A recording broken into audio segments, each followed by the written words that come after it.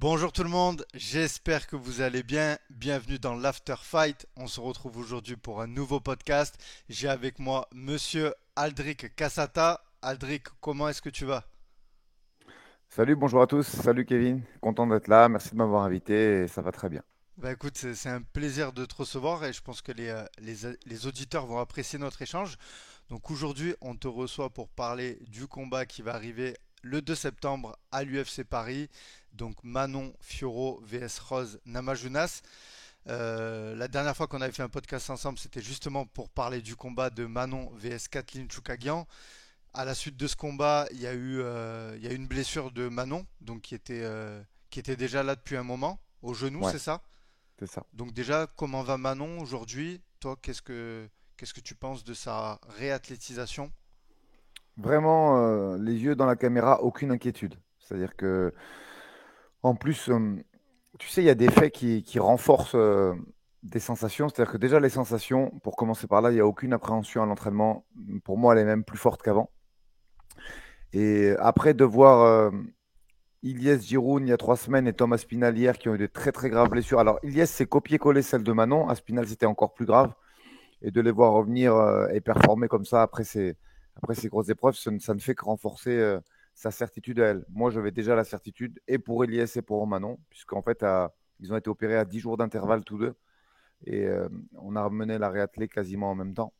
Donc, non, non, là-dessus, aucune inquiétude, que ce soit Elias et Manon, ils ont fait ça avec leur âme, avec toute la volonté possible, et ils sont guéris à 1000%, si on peut dire ça comme ça. L'année dernière sur l'UFC Paris, donc vous y étiez, mais c'était comment on appelle déjà les gens, je me rappelle plus le terme Ouais, exact. le terme de l'UFC, on y était comme guest. Tu vois, Voilà, comme guest, tout à fait. moi, je préfère les choses simples. J'y étais comme spectateur et je me suis régalé de l'ambiance. On s'était croisés d'ailleurs. C'est ça. Et, euh, et voilà, je me suis régalé de l'ambiance et de la qualité et des combats et du public. Sincèrement, à ce moment-là, est-ce qu'il n'y a pas une discussion avec Manon qui dit c'est dommage de pas y être quand même parce qu'en plus Mais, vous étiez un mois après sur la carte d'Abu Dhabi, hein. mais bien sûr qu'il y avait ces discussions. Après, tu sais, on n'a pas trop eu le choix. C'est bien d'en reparler parce que, comme je le dis quand j'ai l'occasion d'en parler, je suis un peu en colère contre les médias en général. Parce qu'il faut bien comprendre la chronologie du truc.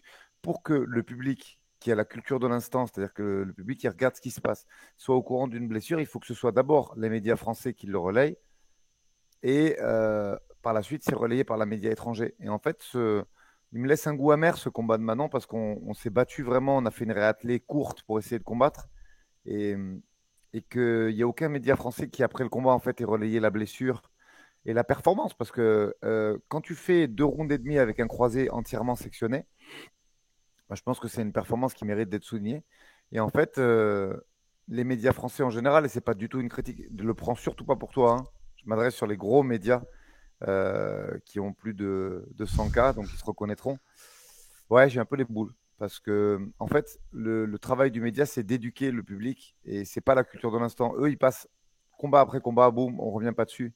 Et en fait, moi, la performance contre Kathleen, je la trouvais extraordinaire si tu tiens compte du fait qu'elle fait 2 rounds et demi avec le croisé pété et ça n'a pas été relayé.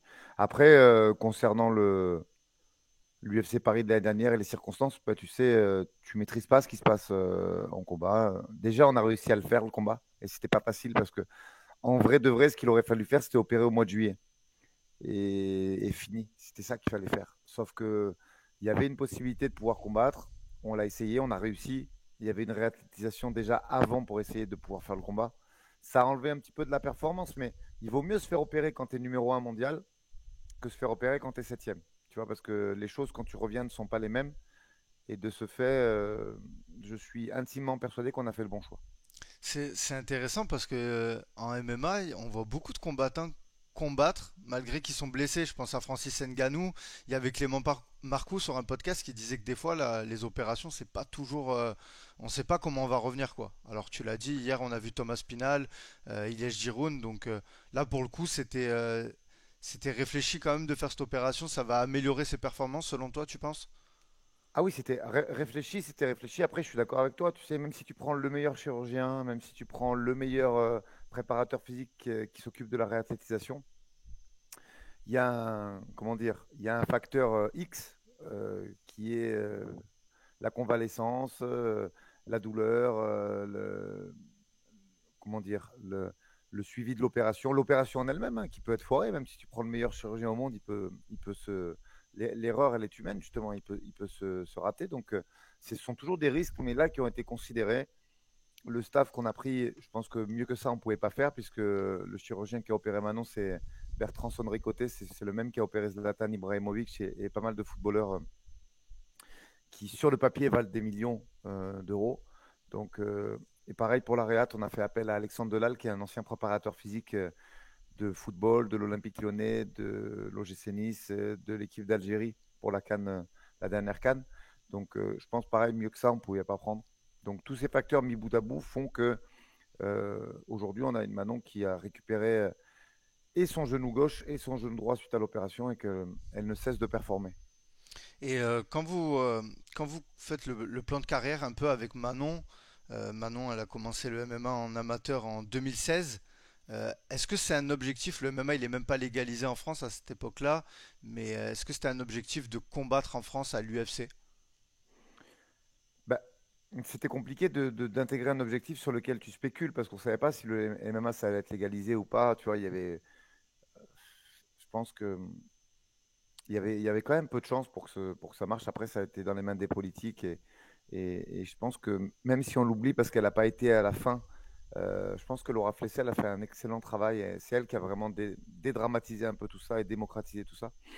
Donc, non, il y avait un plan de carrière en 2016 qui a été fait avec gagner les mondes, passer pro et évoluer à l'UFC. Ça, on en parlait avant même qu'elle ait gagné les IMAF au mois d'octobre, je crois. Mais après, très honnêtement, dans le plan de carrière, il n'y avait pas de combattre en France parce que c'était pas quelque chose de prévu à cette époque. Mais le reste, oui. Et donc, ben là, le 2 septembre, donc Manon Fiorot vs Namajunas, l'affiche s'affiche à l'écran. Franchement, c'est un gros nom, Rose Namajunas. Franchement, la faire venir en France, c'est incroyable. Qu'est-ce que toi t'as pensé quand on t'a proposé cet adversaire? Et Manon aussi, qu'est-ce qu'elle en a pensé? J'imagine que toi qui suis beaucoup les combattantes de MMA féminines, ça doit être impressionnant et en même temps excitant, non? Ben, en toute humilité et simplicité, je pense qu'on a fait le plus gros combat garçon ou fille de l'histoire du MMA sur le sol français. Je précise bien sur le sol français. Il y a aucune. Bien sûr, et de très loin, ça restera toujours Cyril contre John Jones, le plus grand combat de l'histoire du MMA en général. Mais au moment où on se parle, je pense que sur le sol français, c'est le plus gros combat garçon ou fille jamais organisé. Parce que c'est une grande star, Rose, parce qu'elle est très suivie sur les réseaux sociaux. Je crois qu'elle a plus de 2 millions de followers. Parce que si aujourd'hui on devait faire un top 5 féminin tout temps confondu, je pense qu'elle y est. Euh, donc pour toutes ces raisons, on est super content de l'histoire. Petite anecdote, je râlais sur les médias français il y a quelques minutes, mais sur ce coup-là, et je crois que ça nous a servi quand même. C'est-à-dire que l'idée de l'UFC, c'était de faire Rose Manon au mois de mars. Et il savait pas, il se rappelait plus qu'elle était blessée. Tu vois, c'est tellement passé inaperçu cette blessure que, et je pense que mine de rien, ça nous a servi parce qu'on a réussi. Manon a été très habile dans ses interviews qu'elle a fait à cette période chez Ariel El Et et MMA chez Junkie? MMA Junkie. Elle a piqué un peu Rose, je pense, et je pense que ce challenge, cette envie, parce que Rose, c'est quand même une guerrière, elle est allée prendre, alors, avec plus ou moins de réussite, parce qu'elle avait perdu au Brésil, mais elle est allée prendre Andrade au Brésil. Elle est adepte hein, déjà de ce genre de challenge. Alors j'espère pour nous que ça se passera exactement comme au Brésil, parce qu'elle s'était fait mettre KO dans le deuxième, si je ne dis pas de Ouais, bêtises, ça fait par slammer. Andrade sur un slam. Et, mais elle était déjà coutumière du fait. Je pense qu'elle aime bien relever ce genre de challenge et que c'est peut-être ça qui la motive pour performer encore ou en tout cas tenter de performer après tout ce qu'elle a fait dans ce sport. Là, elle a fait une transition, enfin, elle a fait quelques combats en grappling. Euh, Ouais, euh, très juste. Tu es bien informé. Elle a fait le Naga Denver et elle a fait un combat sur l'UFC Fight Pass contre Gillian Robertson. C'est ça, Exactement. donc j'imagine que tu as dû décortiquer Ouais. ces combats. Bon, il n'y a pas d'inquiétude à ce niveau-là. On sait que Manon, il me semble qu'elle a passé la ceinture noire, non? J'avais entendu qu'il y avait Marron, ceinture marron. marron. Voilà. Et elle s'entraîne beaucoup au sol avec Jean-Robert Monnier, qui est ceinture noire troisième degré, qui est mon ami depuis 25 ans. Et il me disait, Alric, je pense que ça mérite le grade du dessus. J'ai dit, écoute Thierry, moi, je ne veux pas intervenir parce que c'est pas à moi de faire ça, si tu juges qu'elle le mérite. Donc on verra là dans les semaines qui viennent. Mais Jerry me faisait état d'énormes progrès dans les positions encore. Donc ce qu'il faut savoir, mais c'est pas un scoop, hein, tu vois. Souvent on décrit Manon comme une strikeuse. Moi je dis vraiment qu'elle sait tout faire et qu'aujourd'hui, malgré son niveau exceptionnel en boxe anglaise et en pied-point, je sais pas, franchement, je sais pas là où elle est le plus forte. Aujourd'hui, il y a une marge de progression qui est telle que dans tout ce qui est préhension, chain wrestling, cage control et même grappling, je sais pas si c'est plus fort au-dessus ou debout, quoi. J'en sais rien. Et Aldric, là, clairement, Rose, des fois, on parle beaucoup d'elle, tu sais, on dit, on ne sait pas comment elle peut arriver parce qu'elle a des problèmes un peu psychologiques. Est-ce que toi, comment tu le perçois ça pour, tu vois, mettre un game plan en place pour préparer à s'affronter contre une adversaire qu'on ne sait pas psychologiquement comment elle va J'en arriver? ai pas tenu compte, Kevin. Je te dis la Ouais, vérité. Moi, je prépare Manon pour une Rose à 100%. La Rose qu'on a vue sur le combat retour contre Andrade aux États-Unis, la Rose qu'on a vue contre Johanna, la Rose qu'on a vue contre Weili Zhang quand elle met le KO.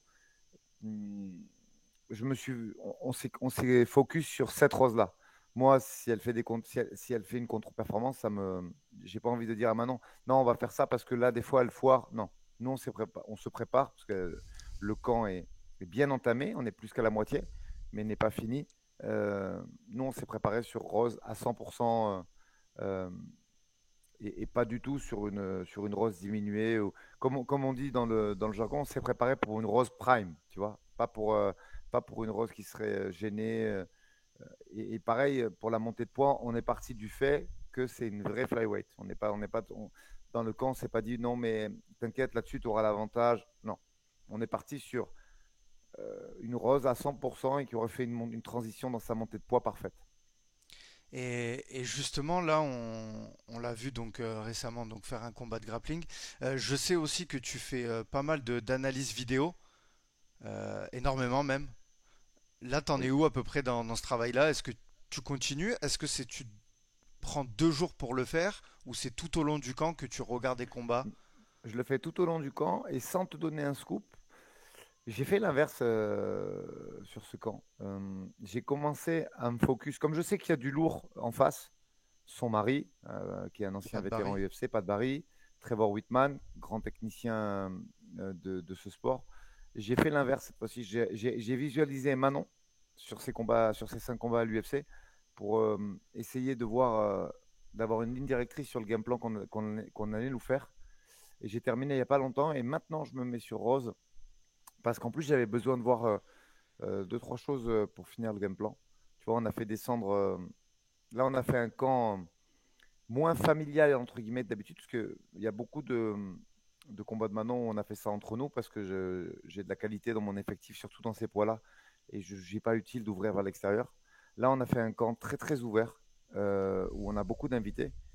Et, et du coup, j'avais besoin de voir des choses au niveau du camp adverse pour planifier certains sparring, demander des thématiques à certains combattants que je sais venir. Et du coup, j'ai commencé par l'inverse là. J'ai commencé par regarder beaucoup de Manon. Et, euh, et là, je suis sur Rose et ouais, je sais pas, je dois avoir visualisé peut-être une trentaine, une quarantaine d'heures déjà sur ces combats en général. Là, j'en suis à regarder Esparza. Là, c'est un peu lourd quand même, tu vois. Ouais, justement, ce Mais combat, quand il était même, dur. Ouais. même si c'est pas la Rose Prime, regarder Esparza, c'est intéressant pour voir dans la difficulté si elle reproduit la même chose, les mêmes patterns. Donc il y a plein de trucs intéressants à regarder, même si le combat en lui-même, si tu le regardes pour le plaisir du MMA, comme on était hier soir sur l'UFC Londres, tu passes un très mauvais moment. Mais dans un sentiment d'analyse et de recherche d'appui et de gestes, ça passe, ça passe. Et là, tu l'as évoqué, il y a aussi Trevor Whitman, pas de Barry, mais c'est surtout Trevor Whitman qui, selon moi, a fait progresser au niveau du striking tout ça, Rose.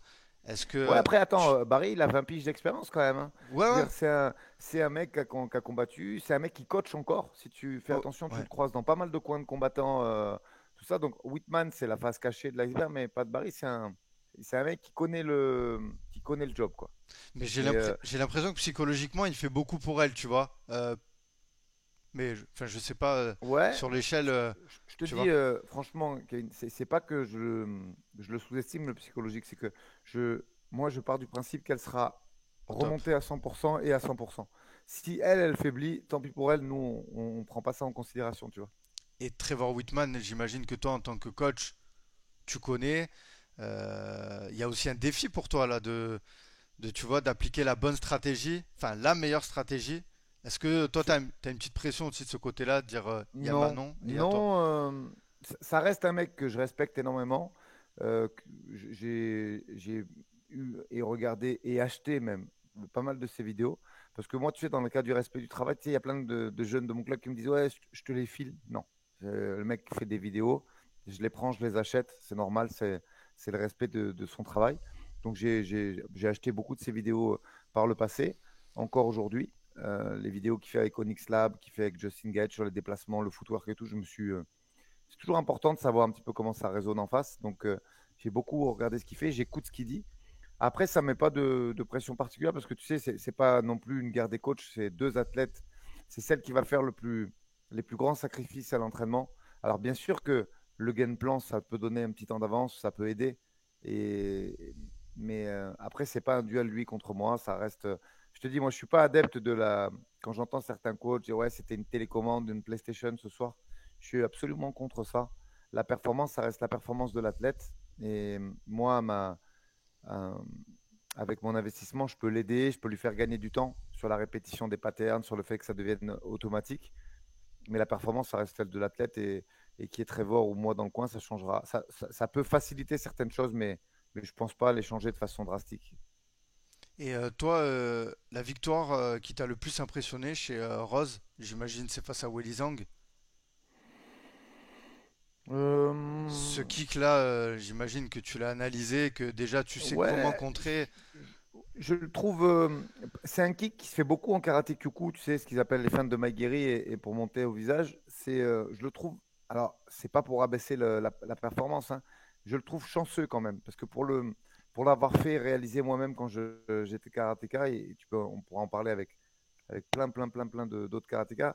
Pour mettre KO, si tu veux, le fait de mettre le genou vers l'avant, ça provoque souvent un déficit de puissance, parce que du coup, tu n'as pas la force centrifuge de rotation. Tu as uniquement la force de la hanche, en fait. Et ça montre une technique parfaite de la part de Rose, une précision parfaite.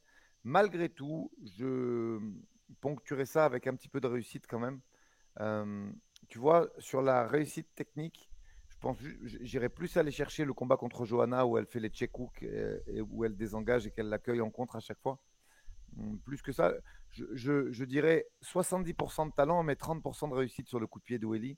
Euh, Par contre, les combats qu'elle fait contre Johanna, notamment le premier, il y a quand même une zéro faute pendant le combat et une responsabilité offensive et défensive qui est parfaite. À la limite, la performance, je la trouve plus aboutie, moi, contre Johanna, puisque contre Welling, il y a cette réussite sur le premier et le deuxième, bah, c'est tendu quand même la décision, je trouve, hein. Pour l'avoir regardé, moi, quand je le regarde vraiment dans une optique d'analyse, j'ai un peu du mal à me départager, pour être totalement honnête avec toi. Se fait prendre le dos à un moment et tout, tu vois. Donc, c'est très serré quand même le deuxième combat de Winning.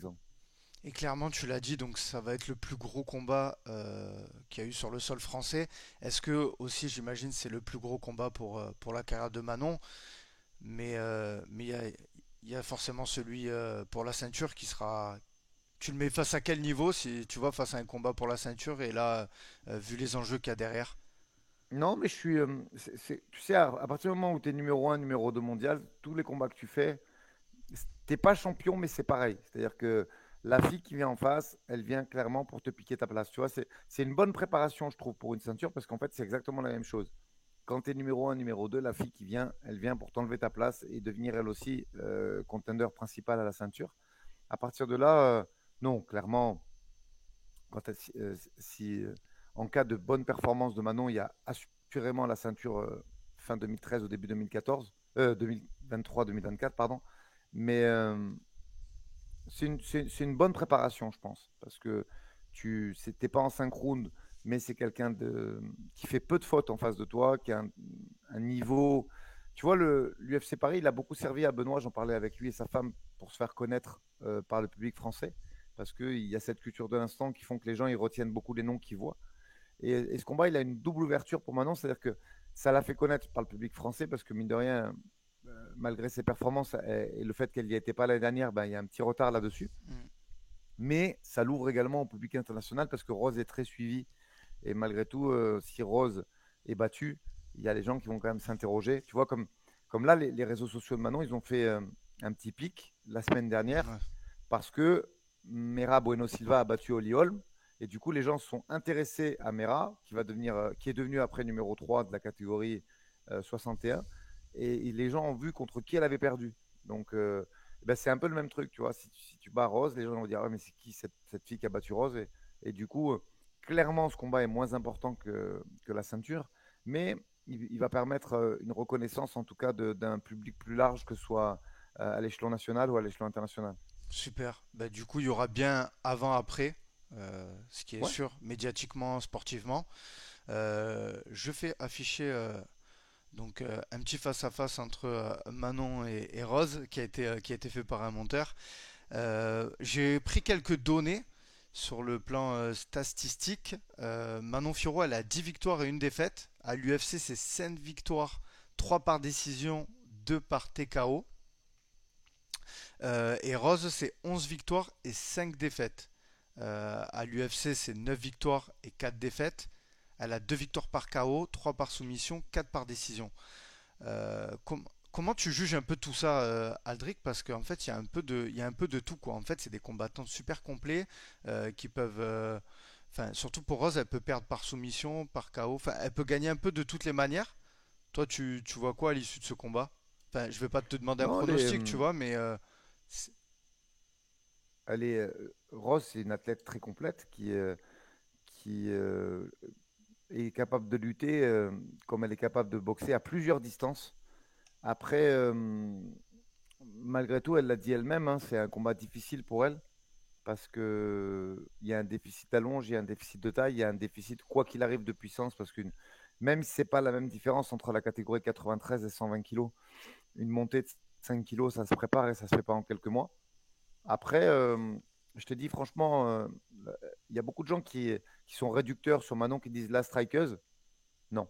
Et même si elle est très dure à amener au sol, sur le dos, elle sait quoi faire, elle sait se relever, elle sait se scrambler. Euh, Sa lutte est de très très haut niveau. Donc j'ai envie de te dire, quels que soient les faits du combat, parce qu'en 15 minutes, il peut se passer plein de choses, je suis pas du tout inquiet. Ce qui m'inquiète le plus, c'est d'arriver à mener ce camp sans blessure, parce que pour l'instant, on a un 20 sur 20, on a zéro, même pas la plus petite blessure, on l'a eu pendant le camp. Donc, ce que j'aimerais, moi, c'est juste essayer de l'amener dans les meilleures conditions possibles, que ce soit en termes de poids ou en termes de forme. Après, le reste, je suis pas plus inquiet que ça, parce que je te dis encore une fois, l'éventail technique qui est à sa disposition, surtout maintenant, suite à l'opération qu'elle a récupéré de la mobilité sur ses deux genoux, il est très très vaste et il y aura largement de quoi répondre le soir du 2 septembre. et dernière question sur ce combat, est-ce que tu n'aurais pas préféré le voir en 5 rounds? Oui, Parce qu'on sait que face à oui, Kathleen Chookagian, excuse-moi de te couper, mais l'autre fois, heureusement qu'il y a eu le takedown. Peut-être je me trompe, mais tu non, non, vois, mais tu as raison. C'était et serré. je pense que Et s'il y avait le striking, on voyait que Manon elle était devant quand même, elle dominait, mais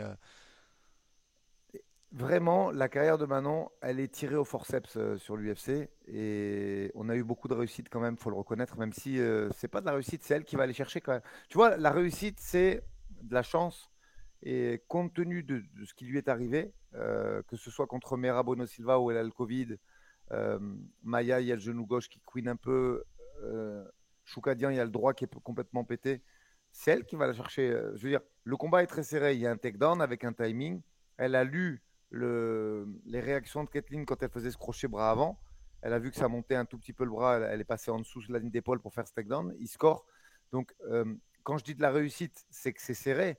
Mais après, c'est en étant vraiment honnête vis-à-vis des gens qui nous écoutent, c'est le talent de Manon, ça, hein. C'est elle qui repère qu'il y a moyen de feinter le crochet bras avant et faire le takedown derrière, tu vois. Ça, c'est son talent, son fight IQ. Après, là où je te disais de la réussite, c'est qu'on prend beaucoup de risques quand même. Il y a des faits à chaque fois de fight, en fait. Le deuxième combat qui est prévu contre Moroz, elle pull out à 4 jours du fight et tu te prépares pour une boxeuse qui est un peu well-rounded et tu prends une fille qui est championne du monde de Jiu-Jitsu, Tabata Ricci, qui va, à mon avis, comme Bueno Silva, elle est classée top 3 aujourd'hui en 61. Je pense que Tabata Ricci, elle va intégrer le top 5 très rapidement. Je crois elle est déjà dans le top 10 là, de la catégorie d'en dessous. Donc, pour te montrer la qualité des filles qui ont été envoyées à Manon à chaque fois depuis son entrée à l'UFC. Donc, il y a de la difficulté sur cette carrière UFC que Manon a parfaitement euh, contrôlé et appréhendé, puisque derrière ça, tu prends Maya. Donc, tu passes de Bueno Silva, qui n'est pas encore classé, à Maya, qui est quatrième et qui prend un round à Valentina, qui est la première à avoir pris un round à Valentina. Derrière, tu prends Choukadian blessé. Donc, il y a énormément de difficultés dans le fait de gravir ces échelons. Et moi, je prends ça comme encore plus de mérite de sa part. Et c'est pour ça que j'aimerais, cette fois-ci, pouvoir amener Manon à 100%, parce qu'elle mérite quand même d'en faire un à 100%, je trouve, après tout ce qu'elle a traversé. Donc, d'où le fait que mon inquiétude principale, c'est surtout ça, en fait, qu'elle puisse arriver pour une fois, pour son sixième combat à l'UFC, à 100%. Après, en ce qui concerne le 5 rounds, je te répondrai juste en te disant qu'au bout d'un moment, tu ne peux pas tout négocier. C'est-à-dire qu'on a eu une négociation sur l'avenir de Manon. Euh, L'UFC nous a montré qu'il croyait énormément en elle, puisque elle a signé pour 8 combats pour la suite de sa carrière. Et sans m'étendre trop sur les clauses, je peux t'assurer qu'il y a des clauses de championship fight dans son contrat. Donc voilà, quand tu mènes une négociation à bien avec la première organisation mondiale, tu ne peux pas non plus tout demander. Donc on avait l'adversaire qu'on voulait, la localité, la temporalité, les conditions que Manon a eues sont celles qu'on a demandées. À partir de là, on a stoppé la négo et on n'a pas parlé de 5 rounds, même si c'est vrai que sur le papier, c'était une bonne préparation. Et justement, je sais que toi, les training camps, c'est très très organisé. Enfin, tu laisses rien au hasard pour que justement l'athlète arrive le jour J à 100%. Voilà. Est-ce que le fait que ce soit à Paris, parce que je sais que Manon elle combattait beaucoup à Abu Dhabi, beaucoup à l'étranger, est-ce que ça a été plus facile pour s'organiser? Tu vois, et le fait que ça soit en France, niveau décalage horaire, Ouais, il y a si tu moins veux, de, il y a moins de voyages et tout, tout ça. voilà, la facilité, c'est pour le. Du coup, on peut monter à plus à Paris. Ça, c'est quand même bien d'avoir tout le monde. Tu vois, là, on fait une équipe. Je suis en train de finir les préparatifs, mais il y aura 7 8 personnes avec nous. T'emmènes le kiné, la masseuse. Du coup, oui, il y a une proximité qui est optique. Il y a, que ce soit température, humidité, décalage horaire, c'est pas à prendre en compte. Pareil, le voyage, on part de Nice, on arrive à l'aéroport et puis 1 heure plus tard, tu es à Paname. Donc, euh, j'avoue que pour un comeback, c'est bien. Ça me permet de me focus plus sur le camp en lui-même et pas sur les à côté. Euh, et puis, euh, et puis voilà, voilà. Ça renforce l'équipe. Si tu veux, ça me permet de pouvoir emmener à Paris une équipe plus large. Il y aura Jean-Robert Monnier avec nous, du coup, qui s'occupe de la lutte et du grappling de Manon depuis plus de 2 ans maintenant. Il y aura Jérôme Vollerin qui lui fait les pattes et qui travaille avec moi sur le technico-tactique, son kiné, sa masseuse, Christophe Midou, bien C'est sûr, incroyable. Miguel Haro pour les derniers réglages. Donc, non, il y aura une grosse équipe du coup sur Paris. Et ça, c'est vrai que c'est plus facile quand tu n'as qu'1 heure d'avion, quoi. Et du coup, tu l'as dit, dans le contrat de Manon pour la suite, il y a des clauses pour des combats de championnat. Ouais.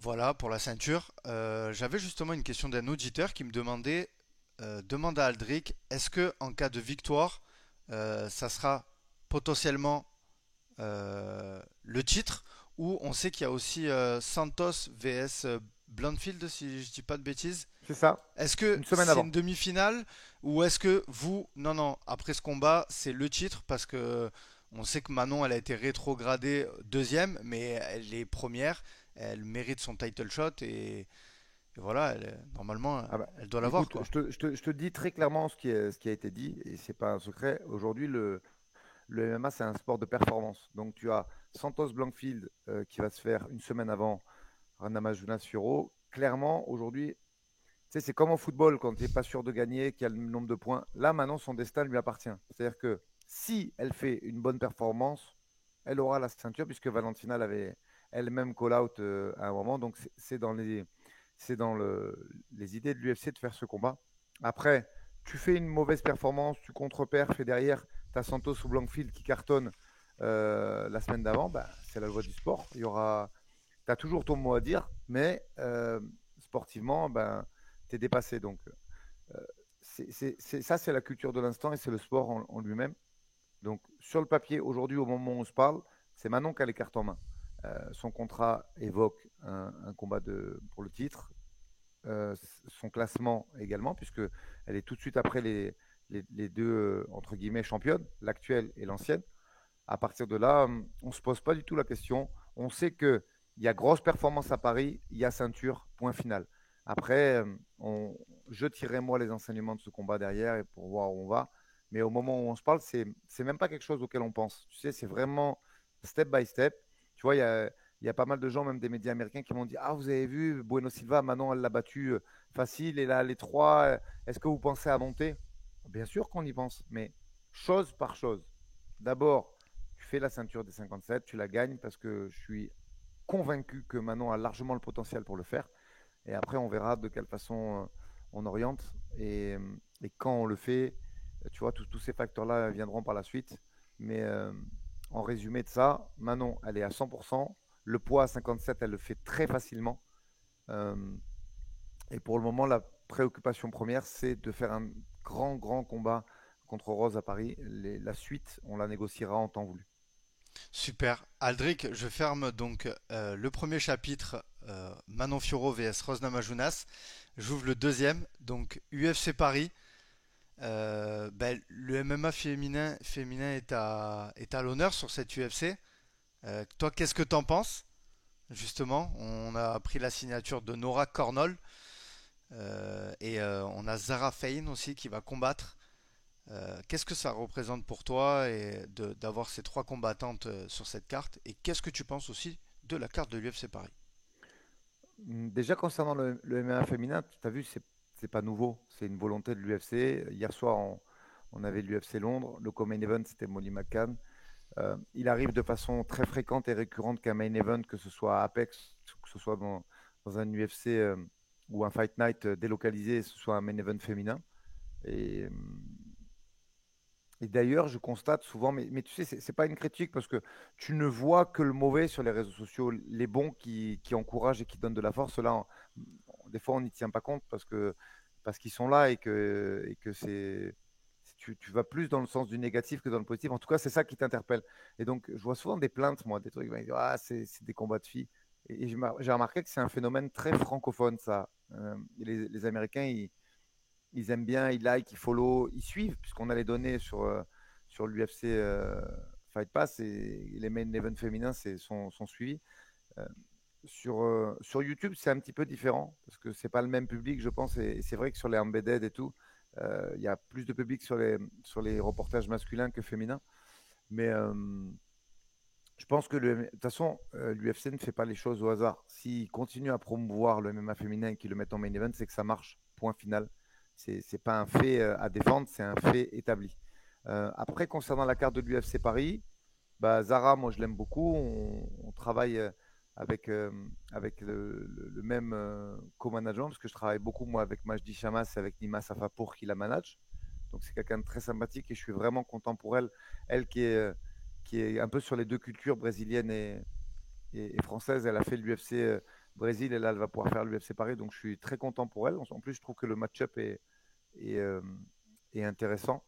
Et concernant Nora, moi j'avais remarqué déjà qu'elle avait énormément de potentiel, puisqu'après son combat au GFA contre Marie Loiseau, et j'avais évoqué le fait de la faire venir à Nice. Alors c'est quelque chose qui n'a pas pu se faire parce que t'en parlais, c'est exactement le moment où Manon s'est blessée. Je voulais qu'elle vienne sur juillet-août de l'année dernière, et en fait c'est au moment où elle s'est blessée, donc on a fait une prépasse pour clôturer ce sujet de Manon, tu vois, on avait fait une prépa avec zéro sparring. On avait fait juste venir à la fin pour le cadrage parce qu'elle a la même taille Teresa Bleda, pour faire un petit peu de lutte et pour la taille parce qu'elle faisait 1m73 comme Kathleen, mais on a fait tout le camp sans sparring.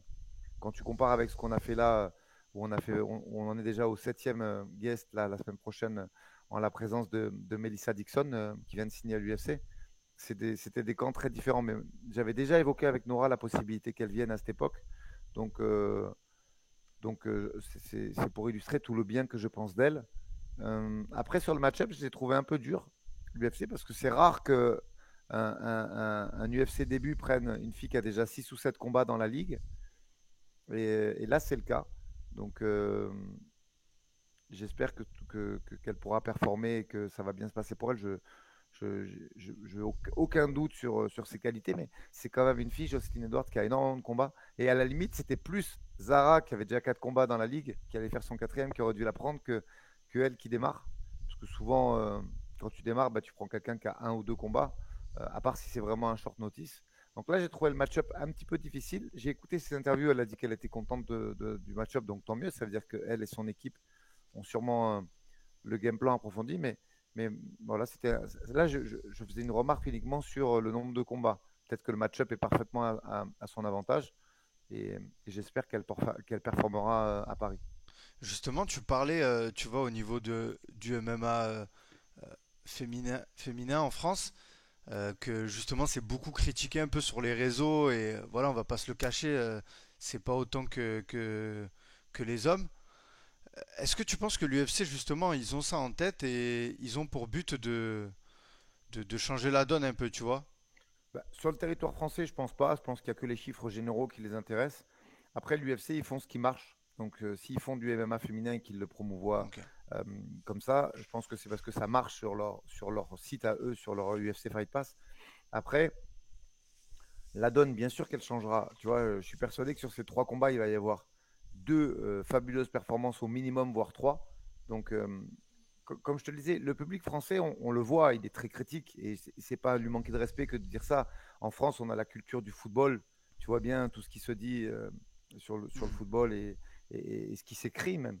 Je veux dire, c'est une catastrophe en fait. Quand tu vas dans un stade, que tu écoutes ce qui est chanté, ce qui est prononcé, les mots qui sont utilisés, tu as envie de mourir. Et c'est la même chose sur les réseaux sociaux, c'est une catastrophe. Après, ce qu'il faut bien garder en tête, c'est que c'est pas. Je vais utiliser un terme lourd, mais c'est pas grave. Tu sais, moi je parle avec certains haters sur les réseaux sociaux, mais quand il y a une certaine limite de respect, c'est-à-dire que ça m'arrive d'échanger avec eux, de demander, de questionner, mais quand il y a un désaccord ou une critique qui est faite au moins avec la forme. C'est sûr que le fond est négatif, mais la forme est polie.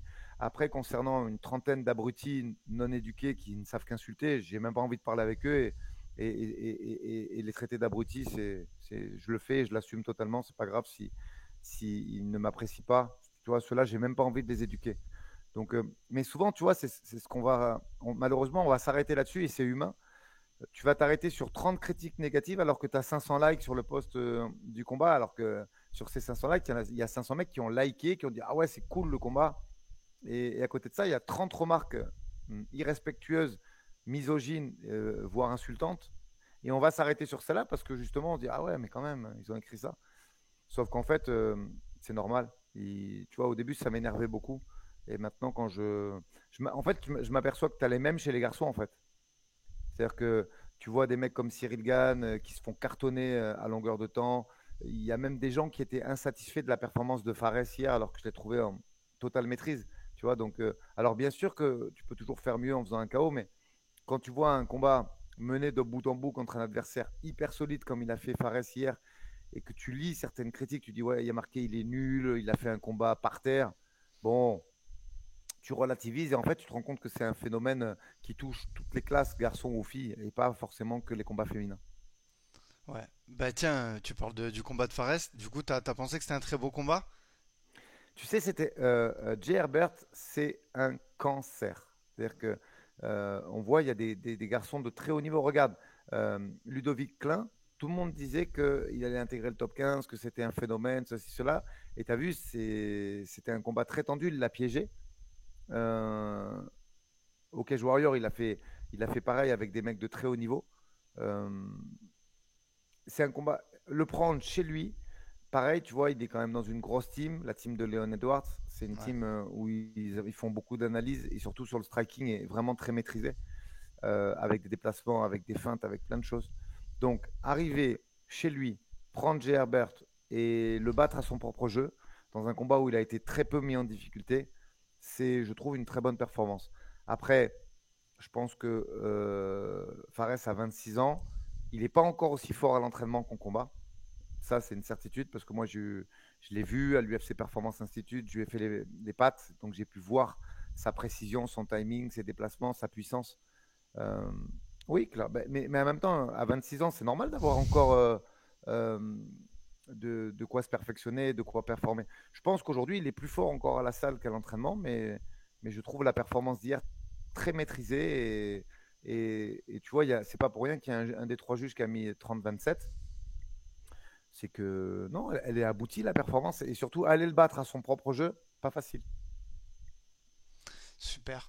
Et au niveau de la carte de l'UFC Paris, hormis le combat de Manon Fiorot vs Rose Namajunas, c'est quoi le combat qui te hype le plus? S'il y en avait un. Alors, bah, attends, je me visualise la carte dans la tête. Bah, Cyril Gann, c'est quand même pas mal. Ça va répondre franchement, ça va répondre à certaines questions, notamment moi, j'ai aucun doute là-dessus, hein, qu'il lutte et tout, parce que je vois pas pourquoi il aurait pas fait le travail depuis il a commencé avec Manon à peu près à la même période. Donc, je suis persuadé qu'ils ont inclus de la lutte très tôt dans son apprentissage. Donc, j'ai aucun doute là-dessus, mais ça va répondre en tout cas euh, aux interrogations des spécialistes qu'ils maîtrisent ce domaine. Donc, je trouve le combat intéressant là-dessus. Euh, Benoît, j'aime bien le match-up. Après, je suis un peu dégoûté de travailler pendant cet événement parce que quand es sur un événement, tu peux pas du tout savourer de la même façon. En fait, tu savoures pas du tout. Moi, l'UFC Paris, je pourrais le regarder le 5 ou le 6 septembre, tu vois, le temps que tout redescende et je me le revisionnerai tranquillement à la maison, tu vois. Mais ouais, le combat de Benoît, très hypé. Je trouve le match-up intéressant et l'évolution. Pour moi, après sa performance, et je l'ai dit, hein, et je trouve que c'est dommage on n'en a pas assez parlé en fait. Je trouve que la performance de Benoît Saint-Denis, c'est une des plus grandes performances, tout athlète français confondu, à l'UFC. Parce que, et en fait, au lieu de mettre ça en avant et dire ce mec est un assassin, on a plus spéculé autour des parieurs, de la Côte de Paris, de ceci, de cela, et j'ai trouvé ça dommage, entre guillemets, parce que je ne l'ai pas beaucoup lu en fait, que cette performance était exceptionnelle.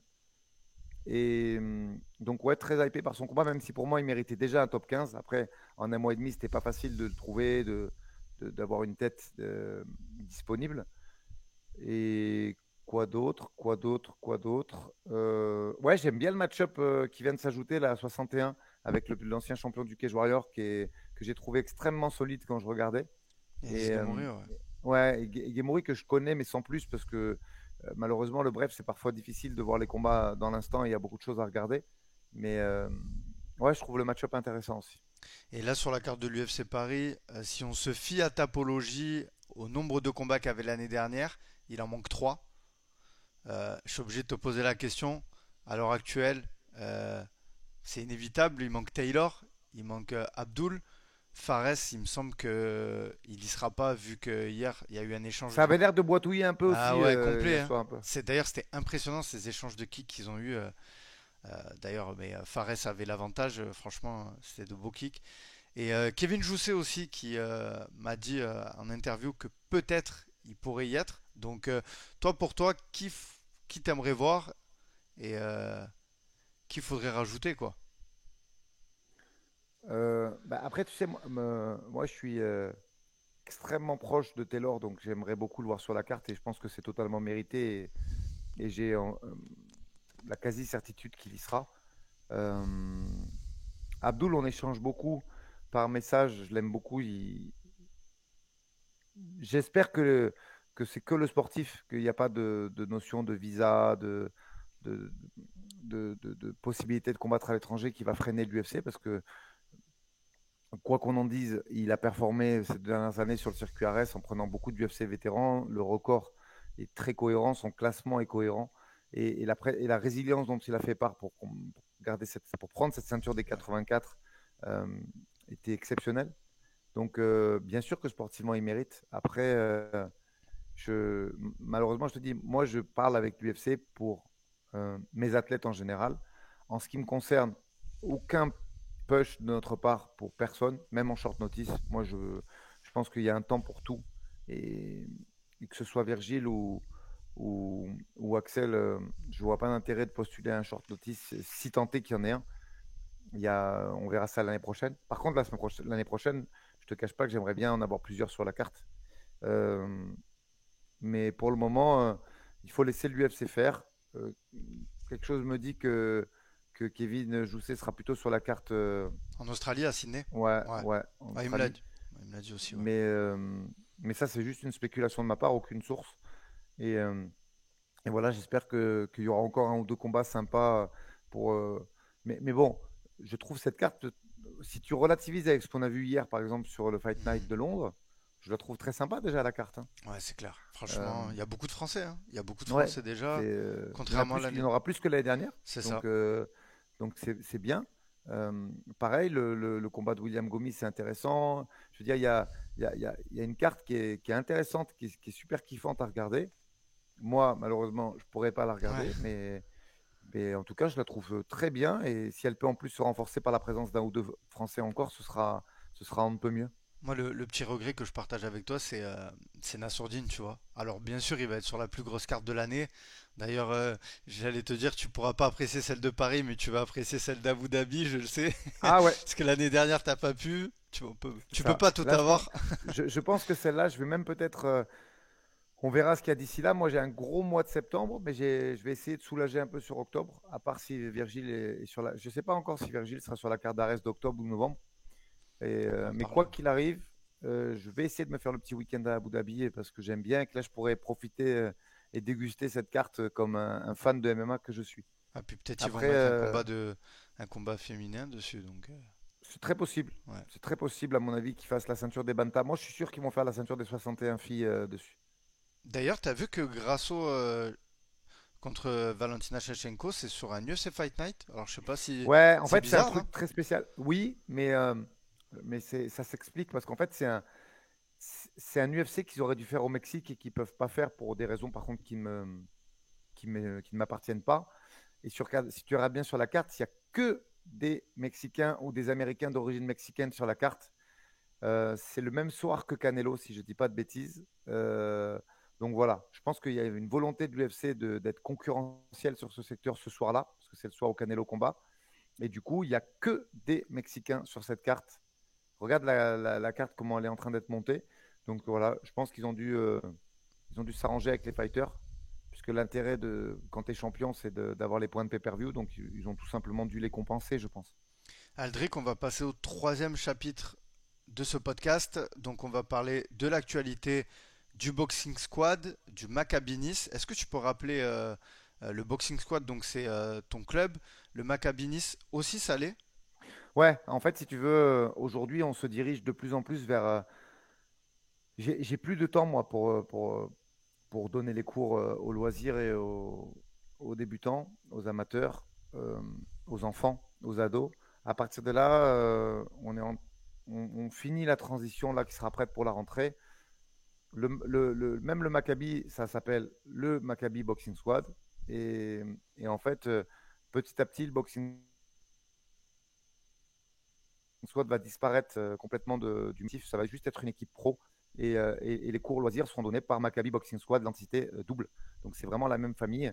Euh, Ce projet, en fait, c'est une petite histoire d'amour quand même parce que ma rencontre avec Samuel Menzazon, c'est.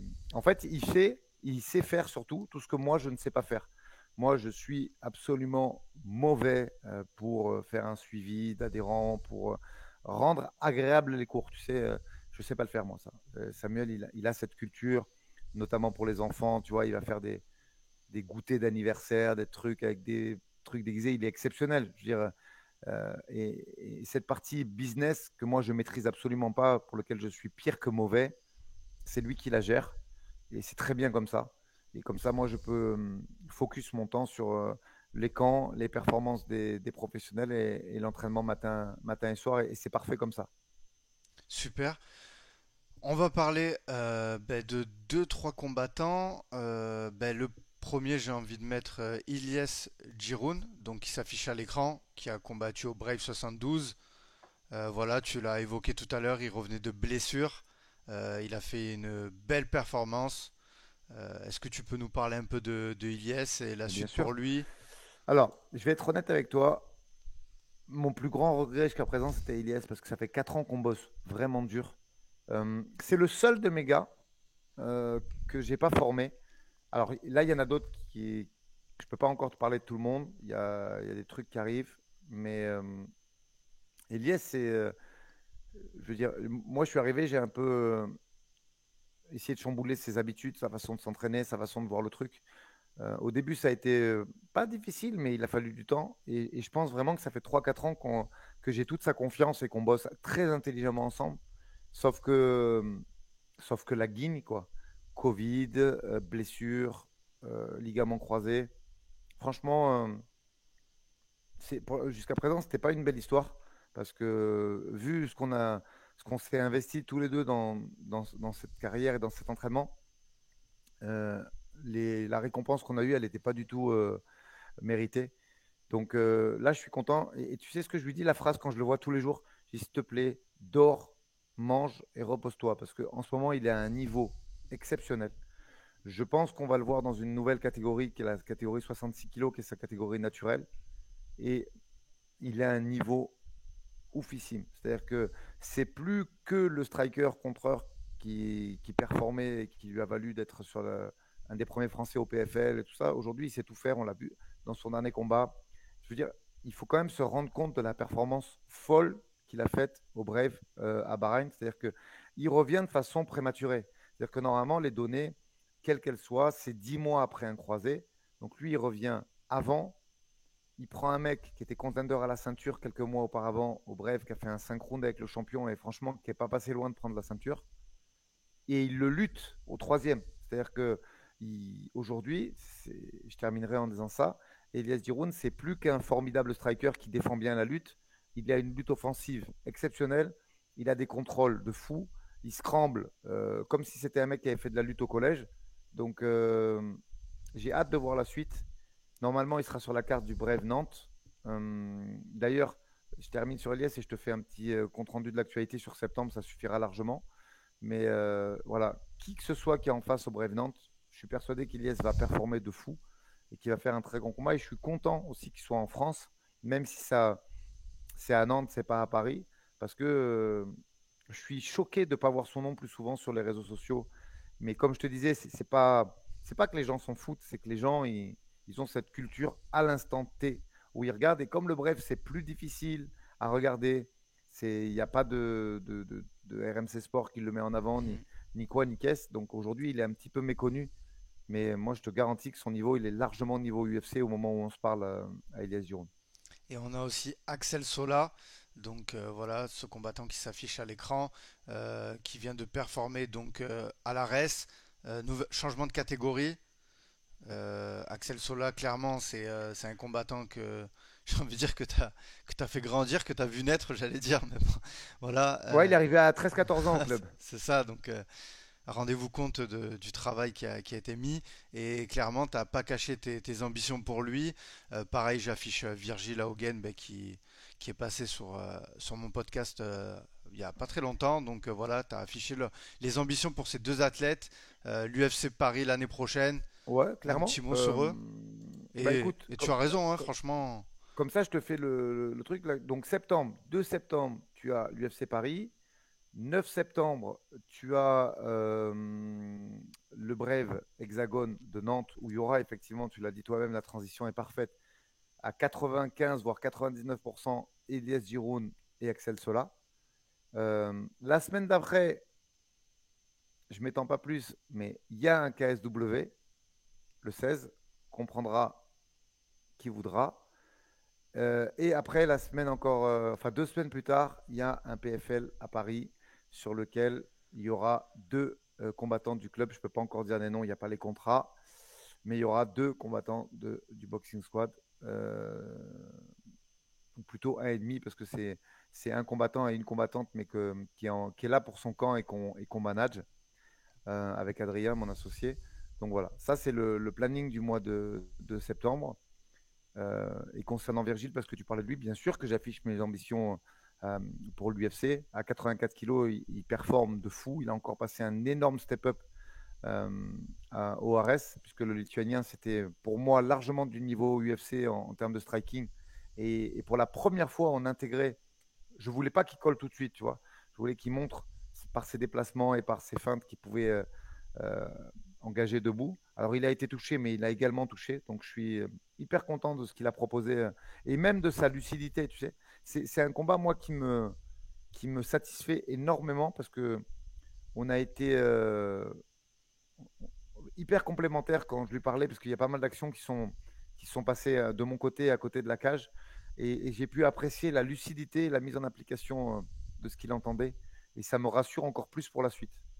C'est-à-dire que ce qu'il a fait au RS et la façon dont il a mis euh, en profit mes consignes à l'instant T me fait dire qu'en termes de coachabilité, c'est énorme. Et j'avais jamais eu l'occasion vraiment de constater ça et ça me rassure encore plus pour la suite. Puis concernant Axel, ouais, il continue à cocher les cases. Après 30 combats amateurs, une place de numéro 1 mondial amateur pound for pound, ben, il coche la case du record parfait 6-0 avec un UFC vétéran, puisque César Alzemendia a fait le The Ultimate Fighter et avait été 2 fois dans la cage de l'UFC.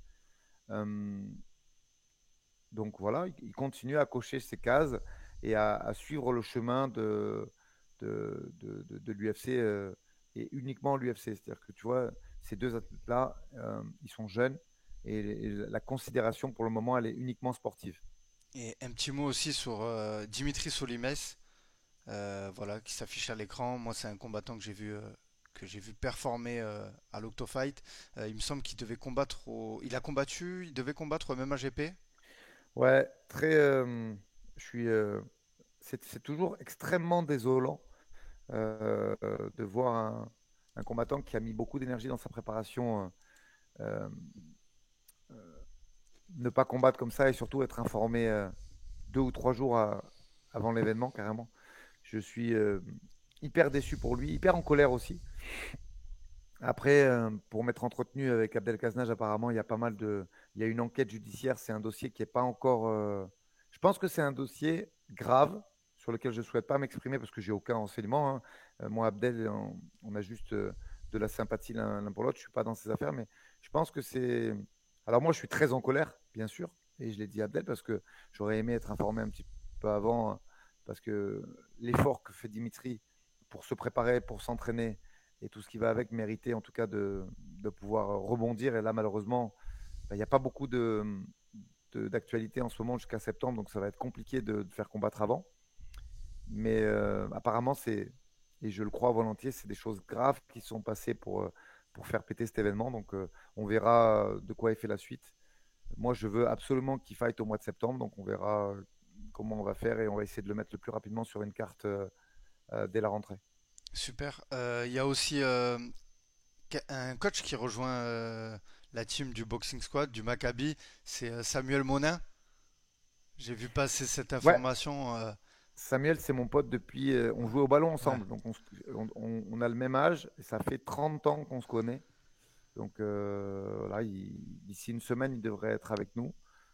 Il aura en charge toute l'activité grappling. Je lui ai dessus des 2 salles. Et bien sûr, il interviendra aussi avec les pros 1 à 2 fois par semaine ou sur du travail spécifique.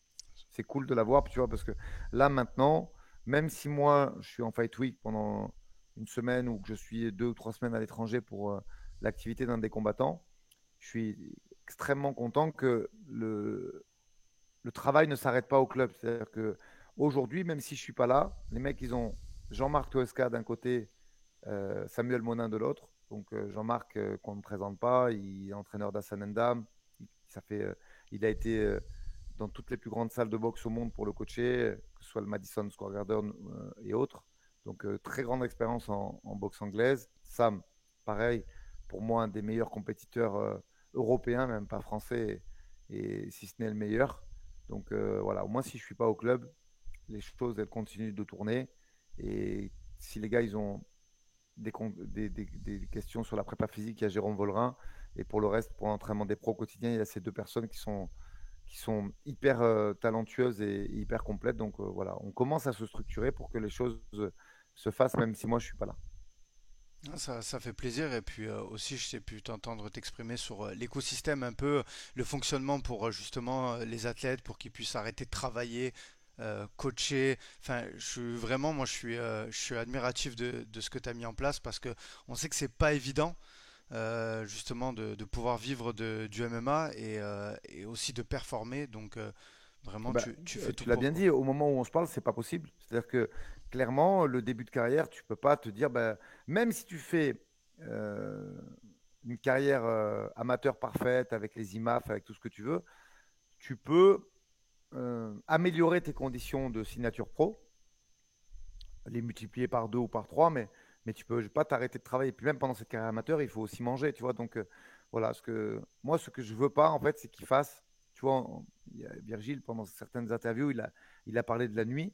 C'est vrai que c'est marrant, tu vois, mais moi, j'ai fait tout pour qu'il l'arrête le plus vite possible la nuit. Je suis content qu'il l'ait arrêté aujourd'hui parce que euh, tu sais pas comment tu finis, quoi.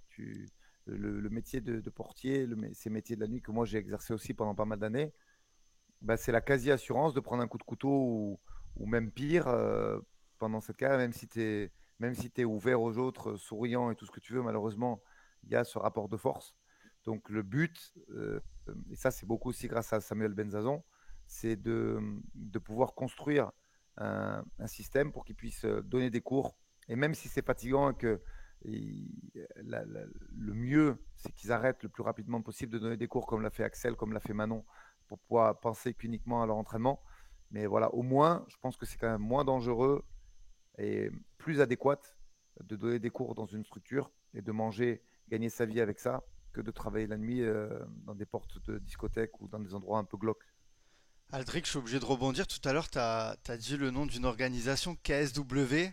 Sur les réseaux, on t'a vu avec un athlète qui s'appelle Ramzan Jambiev. Ça a fait beaucoup parler sur le Insta des maîtres fumiers. Euh, voilà. Est-ce que tu peux nous parler un peu de ça? Est-ce qu'il y a une collaboration de prévu? Est-ce que Ramzan il vient s'entraîner au Boxing Squad? Est-ce qu'il rejoint tes rangs? Voilà. Est-ce que tu Non, peux mais nous en dire? je vais pas cacher, il a fait une photo lui-même sur son Insta, où on est tous les deux.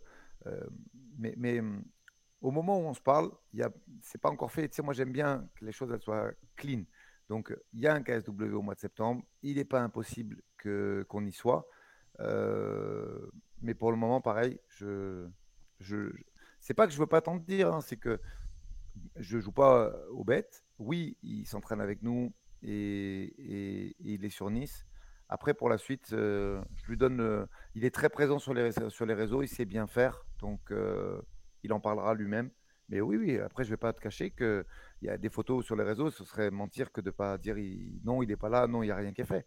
Mais pour le moment, je lui ai juste la primeur du truc et d'annoncer, comme il le fait très bien, son actualité sur les réseaux. Quatrième chapitre et le dernier. Te concernant, Aldric, il n'y a pas très longtemps, tu as mis une photo sur tes réseaux avec toutes ces ceintures au Boxing Squad. Moi, j'ai une question à te poser. Aujourd'hui, en tant qu'entraîneur, quels sont tes objectifs à long terme? Bah, tu sais, à la base, cette photo, elle me remplit de plaisir, mais elle m'attriste aussi parce que je pense que Mehdi Dakaev, par exemple, il méritait l'UFC. C'est pour ça que je m'exprimais sur Abdul et j'espère de tout mon cœur qu'il lui arrivera pas la même chose parce que Mehdi Dakaev, il méritait, après cette belle ceinture que j'ai mise sur Insta, Elle qui est quand apparaît même à l'écran. qui est la ceinture de l'organisation de Khabib. Euh, Quel- si tu vois la performance et son run pour la défendre, il a battu 6 athlètes dagestanais de la team directe de Khabib, qui totalisait un record de 75-15 ou 75-14, si je ne dis pas de bêtises. Ce sont des athlètes qui performent aujourd'hui au Bellator, au PFL et dans plein d'autres grosses organisations. Et là, il est revenu suite à une grave blessure aussi à l'épaule qu'il a eu, où il bat un athlète multiple champion du monde de jiu-jitsu brésilien qui avait battu un mec que Mehdi connaissait très bien. Donc voilà, malheureusement, le cadeau de consolation, ce serait la ceinture de l'ACA parce qu'il va participer au tournoi d'1 million de dollars pour avoir cette ceinture. Et le but, c'est qu'il aille la chercher. Et si, euh, comment dire, si les conditions géopolitiques me permettent d'être dans son coin, j'irai dans son coin pour le premier tour de ce GP, de ces ici Grand Prix. Euh, mais je reste un peu déçu, tu vois, parce que pour moi, il aurait dû euh, être dans la course au top 15 des lightweight, comme Benoît, comme bien d'autres. Mais voilà, c'est le destin. Malheureusement, moi, ce qui me frustre, c'est que je fais pas de politique, justement, tu vois. Et pour moi, il n'y a que le sportif qui devrait avoir raison dans ce truc-là. Mais j'espère de tout mon cœur qu'Abdoul souffrira pas de la même chose. Et puis pour Mehdi, c'est tout ce que je vais te dire. Voilà, on continue à bosser ensemble et c'est un garçon que je considère comme mon petit frère. Donc, je suis persuadé qu'il sera champion de l'ACA en 2024. Après, euh, Elias, moi, je suis persuadé qu'il prendra la ceinture du Brève aussi, tu vois, à moins que son management, parce que c'est pas moi qui le manage, décide avec lui de changer d'organisation. Vu la performance qu'il vient de faire, en sachant que c'était pas un Elias à 100%, tu vois, c'est ça qui est encore plus dingue, c'est que c'était un Elias à 80% que vous avez vu le 23. Donc, je te laisse imaginer ce que ça fera à 100%, mais quoi qu'il arrive sur 2024, tu verras ce qu'il va proposer. Euh, Virgile, aucune inquiétude. La ceinture d'Arès, ce sera une suite logique dans sa carrière. Et j'ai même pas le moindre doute au fait que cette ceinture, elle sera chez nous en 2024. Parce que Virgile, il travaille et que il se pose pas la question tous les jours. Il est là, il charbonne. Et sa marge de progression est encore énorme. Axel, je parle pas de ceinture parce que on ne sait pas en fait. Quand je dis on ne sait pas, c'est que Axel il a encore 2 combats à faire au Brave, donc il doit être sur plusieurs orgas. Tu sais que gagner une ceinture au Brave, ça te demande de re-signer, donc ça veut dire que il peut faire encore ces 2 combats au Brave, il peut en faire un ou deux à Arès. Est-ce que ce sera suffisant pour l'amener à une ceinture? C'est pas sûr. Par contre, son objectif, c'est d'intégrer l'UFC, point. Et cet objectif-là, j'ai aucun doute là-dessus, il le mènera à bien. Et puis, pour terminer, ben, maintenant, 2024, il faut pas avoir peur de ses objectifs. Si je pensais pas qu'on pouvait avoir cette ceinture, je le dirais pas. Et ça fait 5 ans que je le dis. Alors au début, il disait que j'étais fou, sûrement. Et puis plus les années passent, plus il va dire bah, finalement, il n'est pas si fou, hein, il n'est pas si con, hein, ce qu'il nous raconte, tu vois. Je pense que ce que je dis, ça faisait rire beaucoup de gens en 2017. Et puis je pense qu'il y en a maintenant qui sont dans le train avec moi. Et il y en a d'autres qui grincent des dents. Bah, c'est comme ça. Et finalement, je pense que j'étais pas si fou, quoi. Ouais, ben, je te rejoins. Aldric, ton pire souvenir dans le MMA, que ce soit en tant que combattant ou coach. Hmm.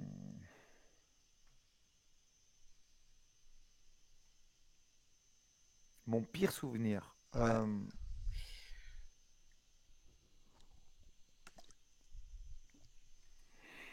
Bah, tu sais, je suis tellement passionné par ce sport que toutes les merdes auxquelles j'ai pu assister ces 10 dernières années, elles sont tellement compensées par la passion et le fait que je puisse vivre de mon travail aujourd'hui. Après, je te donnerai pas un pire souvenir, je te dirai ce qui me dégoûte en fait dans ce sport. Euh, Tu vois, il y a 3 semaines, la petite Manuela Marconetto, elle va faire un combat en Italie parce que Arès, c'est pas avant octobre et sa team de management lui trouve un combat là-bas, puis elle se fait voler en gagnant les 5 rounds.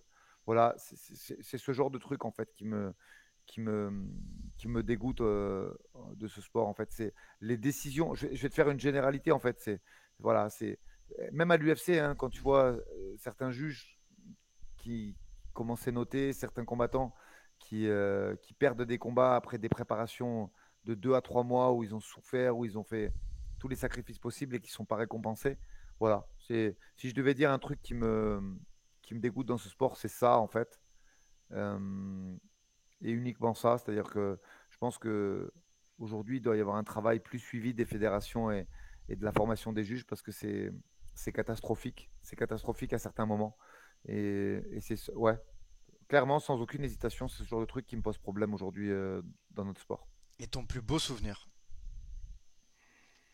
Mon plus beau souvenir, et là franchement, c'est forcément, c'est pas forcément l'UFC, mais quand même le premier combat de Manon à l'UFC euh, fait partie de cela. Ouais, non, il faut quand même être raisonnable. Premier combat, premier KO de Manon à l'UFC, c'est mon meilleur souvenir d'entraîneur pour le moment. Super. Ben, chez After Fight, à chaque fin d'interview, il y a le 5. Donc c'est un petit quiz préparé spécialement pour toi. Aldric, cardio ou musculation? Cardio, Entraînement, entraîneur pardon ou combattant? Ce que tu as préféré? je suis meilleur en tant qu'entraîneur. Je sais que tu es d'origine italienne. Venise ou Rome? Rome, Rome, aucune hésitation. L'OM ou l'OGC Nice? Ça, c'est dur. Euh, Et je sais que tu aimes le alors, foot.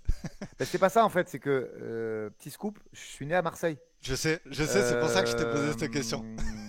Donc c'est très dur. Et en fait, c'est une question pour laquelle j'aurais pu te répondre les deux en fonction de la période de ma vie où tu me la poses. Franchement, j'aurais vraiment pu répondre les deux parce que j'ai joué à Nice, j'étais au centre de formation de Nice, je suis né à Marseille. C'est bon, on prend les deux. Alors si tu prends les deux, ça me va, ça m'évite de me faire un crève-cœur. Ton repas préféré? Alors, pareil, aucune hésitation possible. Je vais te le dire en français, même si ça claque un petit peu moins. Les pâtes sauce tomate aux boulettes de viande. Ok. Eh ben, super. Aldric, c'était un plaisir. On a passé 1h10 ensemble. J'affiche tes réseaux, donc j'invite vraiment tous les gens qui vont écouter ce podcast à aller te suivre. Donc là, vous avez le Instagram de Aldric. Vous avez aussi celui du Boxing Squad. Donc voilà, pour suivre l'actualité. Et puis voilà, si vous êtes dans la région du Sud, ben, je pense que les portes sont grandes ouvertes pour pouvoir aller vous entraîner Bien sûr. là-bas. Donc voilà. Aldric, c'était vraiment un plaisir pour moi. Je tenais aussi à rediriger les gens vers le podcast Fight Mind, dont je suis un fidèle auditeur. J'adore ce que vous faites avec Chris. Voilà, donc vraiment, n'hésitez pas à aller aussi. Ça sera, de toute façon, ça sera tout en description, parce qu'il y a pas mal de personnes qui ne le connaissent pas. Donc j'invite vraiment les gens qui veulent écouter des analyses, mais aussi un peu tout savoir sur notre discipline, la préparation, tout ça. Donc vraiment, c'est détaillé. Ça, cette série que vous avez fait d'épisodes, elle est vraiment, c'est une masterclass. Et tu vois, moi, j'ai des coachs dans mon village qui sont coachs de MMA. Et vraiment, pour donner un exemple, je leur ai dit, allez écouter ce podcast parce que vraiment, c'est une formation en fait. C'est bien plus Ah, qu'un ça me fait podcast. plaisir que Ouais. tu aimes bien. En plus, Chris, tu sais que moi, c'est un coup de cœur. Mm. C'est une personne on se parlait déjà depuis 3 4 ans. Et c'était un peu dans les tuyaux de faire un truc ensemble. Mais bon, les emplois du temps, ça collait pas. Et là, le projet Mm. Ça me se voit, sied tout à fait. J'aime bien ça et je s'entend. prends beaucoup de plaisir. Franchement, tu sais, vraiment, je prends beaucoup de plaisir à le faire avec lui. Les gens ne savent pas, mais toi et moi, on se lève très tôt pour faire cette interview. C'était du 7 h du mat. Avec Chris, c'est ce que je fais pareil, puisque la journée après est dédiée à l'entraînement de mes gars, même le dimanche. Donc, et je vais répondre à juste une question qu'on me pose souvent. Ouais, mais comment faire pour t'aider? Ben, vous voulez m'aider? Suivez-nous sur. Celui qui n'a pas de moyens, qui n'a pas les moyens de sponsoriser, qui n'a pas d'entreprise, qui n'a pas d'association, ni quoi, ni caisse, le premier geste, c'est de suivre Kevin sur ses réseaux sociaux, de me suivre moi, de suivre le club, de suivre mes gars, et que ce soit Manon qui a plus de 50K sur les réseaux ou Axel ou Virgile, voilà, vous les follow, vous partagez, et c'est déjà la base. Après, ceux qui ont plus de moyens, les chefs d'entreprise, des choses comme ça, il y a des choses qu'on peut faire. On en parle sur Fight Mind. Ça, c'est différent, mais arrêtons-nous à la base déjà. Suivez, partagez. Pareil, Kevin, ça fait quand même pas mal de temps que tu es sur la toile et je trouve que la qualité de ton travail est pas assez mise en avant, mais ça va venir. Encore un petit Merci, peu de patience parce merci que beaucoup. voilà, le sport, il devient mainstream et les podcasts de qualité, ben, il n'y en a pas beaucoup. Parce que tu me demandais cardio, muscu. Moi, je fais pas mal de vélo, surtout quand j'ai pas le temps de m'entraîner. Donc, une sortie vélo, c'est minimum 2 heures. À partir de là, j'aime beaucoup écouter des podcasts sur ce temps-là, puisque ça me permet de me relâcher et surtout, ça me donne l'impression que je travaille un peu tout en soignant ma condition physique. Et c'est un constat, hein, il n'y a pas beaucoup de podcasts de qualité en France et en tout cas, le tien en fait partie. Merci beaucoup Aldric sur cette magnifique conclusion. Je te remercie encore une fois d'être venu et puis je te dis un bon dimanche et bon courage pour la suite ainsi que pour Manon et pour tout le Boxing Squad. Merci Aldric. À bientôt, merci beaucoup.